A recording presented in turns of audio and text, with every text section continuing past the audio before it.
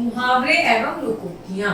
तो पढ़ते हैं मुहावरे किसे कहते हैं। जब कोई वाक्य अपने सामान्य अर्थ को छोड़कर किसी विशेष अर्थ को प्रकट करता है तो वह मुहावरा कहलाता है। मुख्य रूप से यह अरबी भाषा का शब्द है। मुहावरा पूर्ण वाक्य न होकर एक वाक्यांश होता है जो किसी विलक्षण तथा चमत्कार पूर्ण अर्थ का प्रतीक होता है। मुहावरे के प्रयोग से भाषा सुंदर, प्रभावपूर्ण एवं चमत्कारपूर्ण बन जाती है। मुहावरे का एक स्पेशल मतलब होता है जिससे हमारी हिंदी की भाषा जो होती है वो बहुत ही सुंदर, महत्वपूर्ण और प्रभावशील बन जाती है। और मुहावरा कौन किसका शब्द है बेटा? अरबी भाषा का शब्द है। तो आइए पढ़ते हैं कुछ प्रमुख मुहावरे और उनके प्रयोग। अंधे की लकड़ी, इसका मतलब होता है एकमात्र सहारा। श्रवण कुमार अपने बूढ़े माता पिता के लिए अंधे की लकड़ी था, क्योंकि श्रवण कुमार अपने माँ बाप के लिए एक अकेला सहारा था, तो हमने अकेले सहारे को क्या लिखा? अंधे की लकड़ी। अमर होना मतलब कभी ना मरना, जो कभी मरता नहीं उसे हम बोलते हैं अमर। सुभाष चंद्र बोस देश सेवा के लिए अमर हो गए, मतलब देश सेवा के लिए वो मर तो गए, शहीद हो गए, पर उनका नाम कभी नहीं मिला, वो हमेशा जिंदा रहेगा। अपना उल्लू सीधा करना मतलब स्वार्थ सिद्ध करना, मतलब किसी से अपना काम निकालना। आजकल हर व्यक्ति अपना उल्लू सीधा करने में लगा है, मतलब आजकल हर व्यक्ति चाहता है कि मेरा इससे काम निकल जाए और मेरा काम बन जाए।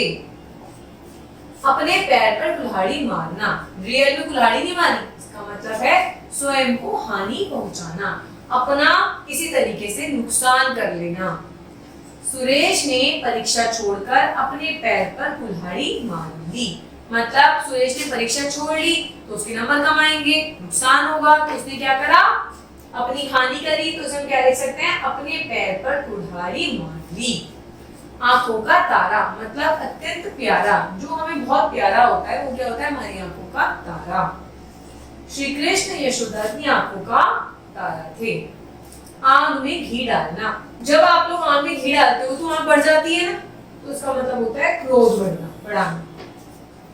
लक्ष्मण की बातें परशुराम के क्रोध के लिए आग में घी के डालने का समान काम कर रही थी, मतलब लक्ष्मण जी ने कुछ ऐसी बातें कही परशुराम को जिससे उनका क्रोध बढ़ता ही जा रहा था। आंखों में धूल झोंकना मतलब धोखा देना। चोर पुलिस की आंखों में धूल झोंककर फरार हो गए, मतलब उन्हें धोखा देकर भाग गए। आसीन का सांप होना मतलब कपटी मित्र, मतलब छल कपट करने वाला जो मित्र होता है, दोस्त होता है, जो हमारे साथ गलत करता है उसे हम कहते हैं कपटी मित्र। पाकिस्तान भारत के लिए आसीन का सांप बना हुआ है, वैसे तो हमसे प्यार से बात करता है पर हम पे क्या करता है? हमला करता है। इधर उधर की हाँकना मतलब गप्पे मारना। राम इधर उधर की हाँकने में ही लगा रहता है, मतलब गप्पे मारने में ही लगा रहता है। ईद का चांद होना मतलब बहुत दिनों बाद मिलना या बहुत दिनों बाद दिखना। गोपाल की नौकरी लगने के बाद वह ईद का चांद हो गया, क्योंकि जब आपकी नौकरी लग जाएगी तो आप नौकरी पे जाएंगे, आप इधर उधर नहीं घूमेंगे, इधर उधर नहीं घूमेंगे तो आप दिखेंगे नहीं, तो इसके लिए हमने क्या लोकोक्ति बनाई है? ईद का चांद। ईंट से ईंट बजाना मतलब विनाश करना। महाराणा प्रताप ने युद्ध क्षेत्र में अकबर की समस्त सेना की ईंट से ईंट बजा दी, मतलब उनका विनाश कर दिया। अंगुली पर नाचना मतलब अपने वश में कर लेना। कोई व्यक्ति आपकी सारी बातें मान रहा है, आप इट मींस आप उसको क्या कर लिया? अपने वश में कर लिया, आप उसको क्या कर रहे हो? उंगलियों पे नचा रहे हो। कुशल नेता अपने भाषण से जनता को उंगलियों पर नचाते हैं। ऊंट के मुंह में जीरा, कोई वस्तु कम मात्रा में मिलना। अब सोचिए एक इतना बड़ा ऊंट होता है, उसके मुंह में जीरा छोटा सा क्या मैटर करता है? कुछ मैटर नहीं करता। तो इसका मतलब है कि कोई भी चीज हमें मिली तो है पर वो छोट कम मिली है। विशाल हाथी को 10 रोटी खिलाना ऊंट के मुंह में जीने के समान है, क्योंकि एक विशाल हाथी को अगर आप 10 रोटी खिलाओगे तो क्या उसका पेट भर पाएगा? नहीं भर पाएगा। एड़ी चोटी का जोर लगाना मतलब अत्यधिक प्रयास करना। नीरज एड़ी चोटी का जोर लगाने के बावजूद फेल हो गया, मतलब उसने बहुत प्रयास करा, बहुत मेहनत करी पर वो फेल। कलेजे पर सांप लोड़ना मतलब ईर्ष्या से जलना, किसी चीज से जलन करना। रमेश की परीक्षा में प्रथम श्रेणी से उत्तीर्ण होने से दिनेश के कलेजे पर सांप लौट गए। रियल में सांप नहीं लौटे उसके, लेकिन उसके मुहावरा है कि उसे बहुत बुरा लगा, बहुत जला उस चीज से, जेलस हुआ। कानों पर जूना रेंगना मतलब ध्यान न देना। कितनी बार पढ़ने के लिए कहा परंतु उसकी कान पर जू नहीं रेंगी। जब जू रेंगती है तो आवाज आती है ना, वो रेंगी। खून खौलना मतलब क्रोध आना। दुश्मनों को देखकर जवानों का खून खौल उठता है। खाक छानना मतलब बहुत परेशान होना। आजकल बहुत से युवक नौकरी के लिए खाक छानते हैं। पढ़ने लिखने के बाद भी उन्हें नौकरियां नहीं मिलती, तो इसलिए वो क्या करते हैं, खाक छानते हैं। गागर में सागर भरना मतलब थोड़े शब्दों में अधिक कहना। कबीर ने अपने ग्रंथों में गागर में सागर भर दिया। गुड़ गोबर करना मतलब काम बिगाड़ना। भोजन में नमक अधिक होने से वह गुड़ गोबर हो जाता है। मतलब यदि आपके सब्जी में नमक ज्यादा होगा तो क्या उसे खा पाओगे, तो सब्जी खराब हो जाएगी। तो क्या हो गया, आपका सब्जी का गुड़ गोबर हो गया। गड़े मुर्दे उखाड़ना, पुरानी बातें दोहराना। रमेश की मृत्यु का समाचार सुनाकर उसके गड़े मुर्दे उखाड़ दिए। घी के दिए जलाना मतलब खुशियां होना। आपको याद है जब राम जी आए थे तो अयोध्या में क्या हुआ था, घी के दिए जले थे, तो खुशियां आई थी। तो तभी से मुहावरा बन गया घी के दिए जलाना मतलब खुशियां मनाना। रामचंद्र जी के वन से लौटने पर अयोध्या में घी के दिए जलाए गए। चार चांद लगाना, शोभा बढ़ाना।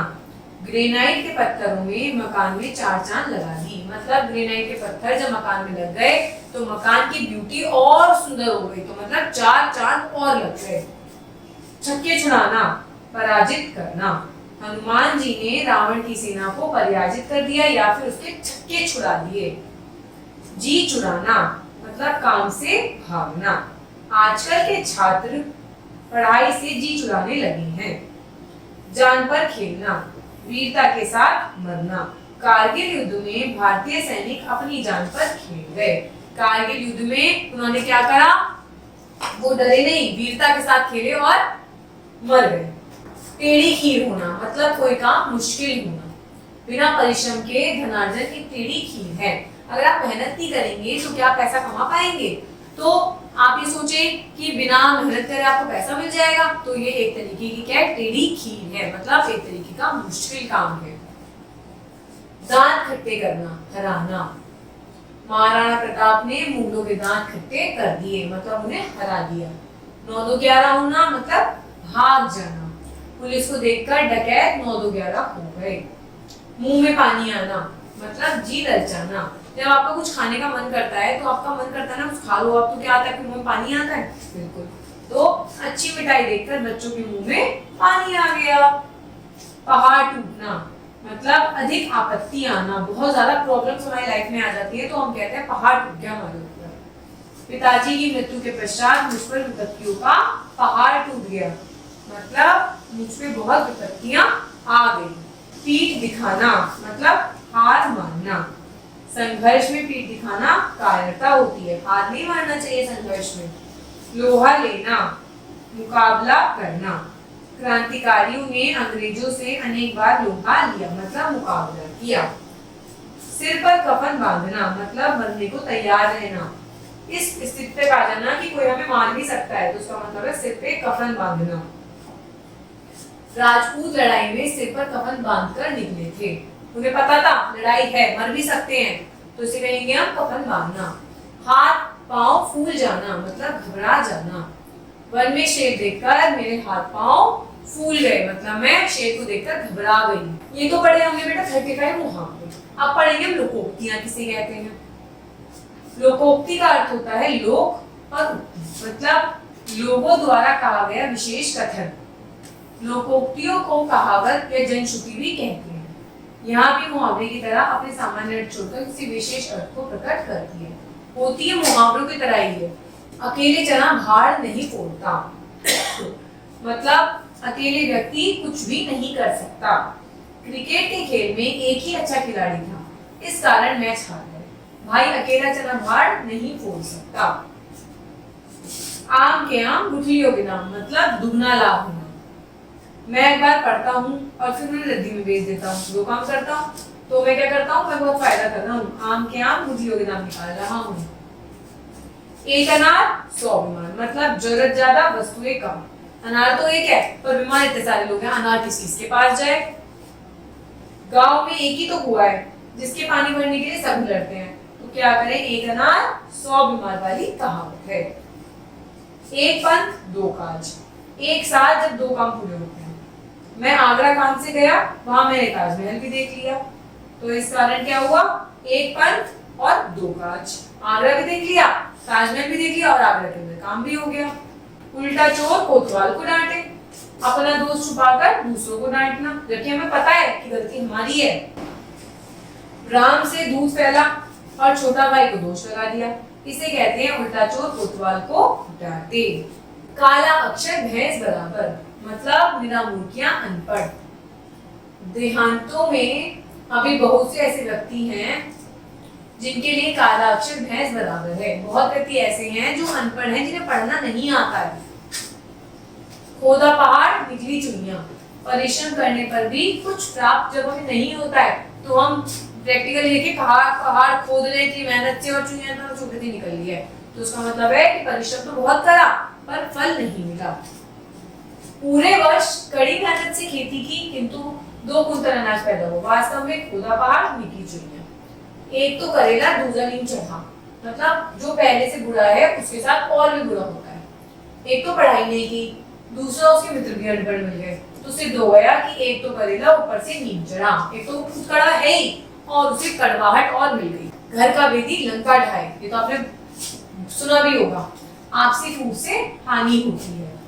रावण को विभीषण ने ही उसका असली भेद बताकर मरवाया। कहावत है घर का बेदी लंका ढाए, मतलब घर का ही व्यक्ति हमारी बातों को बाहर पहुंचाता है। जैसे विभीषण रावण का भाई था, पर वो ही जानता था कि रावण की मृत्यु कैसे हो सकती है, और विभीषण ने क्या करा, राम जी को बता दिया कि आप इसकी नाभि पे वार कीजिए तो रावण मर जाएगा।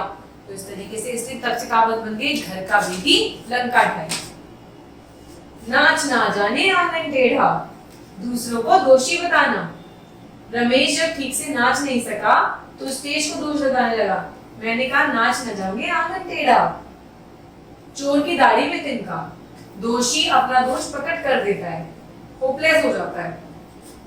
पुलिस को देखकर गोपाल भागने लगा क्योंकि चोर की दाढ़ी में तिनका होता है। पुलिस ने तो नहीं पकड़ा था उसे, पर उसको खुद को डर था कि मैंने चोरी करी है, घबरा गया वो। ना रहेगा बास ना बजेगी बांसुरी, जड़ से नष्ट कर देना किसी चीज को। शत्रु को पैदा होते ही मार देना चाहिए ताकि ना रहेगा बास ना रहेगी बांसुरी। शत्रु को पैदा होते ही मार दिया तो क्या, कौन शत्रुता करेगा, कोई भी नहीं कर सकता। जान ना पहचान मैं तेरा मेहमान, जबरदस्ती गले पड़ना।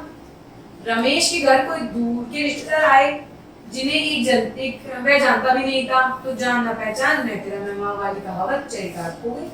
श्री गणेश करना, कोई भी काम आरंभ करना। मैंने आज दुकान खोलकर श्री गणेश कर दिया है।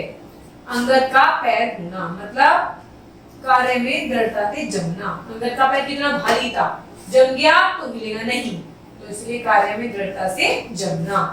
उसने शिक्षक से प्रधानाचार्य बनकर अपने कार्य में अंगद के पैर की तरह जमा लिए। वो शिक्षक था, फिर धीरे धीरे उसने बहुत मेहनत करी, प्रधानाचार्य बन गया। तो मेहनत करी और उसने क्या करा, अपने पैर जमा लिए। अब वो प्रधानाचार्य के पद से नहीं हटेगा क्योंकि वो मेहनत करके वहां तक पहुंचा है। तो इस तरीके से बेटा हमने पढ़ी मुहावरे और लोकोक्तियां, जिनका अपना एक अलग काव्यांश होता है, जिनका एक स्पेशल मीनिंग होता है। इससे हमारे वाक्य की सुंदरता, महत्वपूर्णता और विशेषता बढ़ती है। धन्यवाद।